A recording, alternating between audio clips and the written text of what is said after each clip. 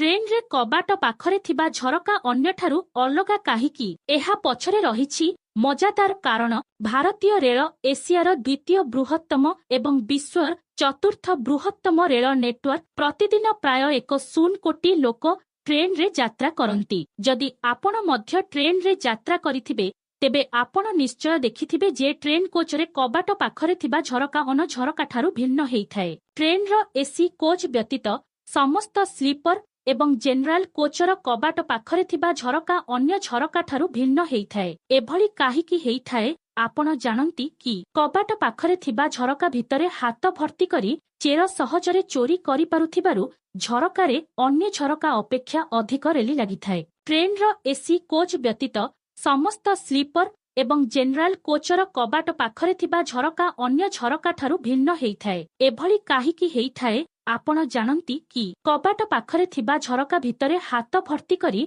Chair सहजरे चोरी करि पारुथिबारु झरकारे अन्य झरका अपेक्षा अधिक रेली लागिथाए। रेल अधिकारींक अनुଯାयी पूर्वरु ट्रेन रे लागिथिबा झरका समान थिला। सबु झरकारे समान रेली लगा जाउथिला। एहार लाभ उठाई चोर माने कबाट पाखरे ठिया हेबा सह ट्रेन चलिबा मात्रे झरकारे हाथ भर्ती करी यात्रींक जिनिस चेरी करि देउथिले। ए नेई बारंबार अभियोग हेबा परे रेलबाई पक्षरु ट्रेन कबाट पाखरे लागिथिबा झरकाकू अन्यठारु भिन्न करिबाकू पड़िला। सेथिपई अन्य झरका अपेक्षा ट्रेन रो कबाट पाखरे लागिथिबा झरकार रेली अधिक रहिथाए। एहा द्वारा चेर माने सहजरे चेरी करि पारंती नाही।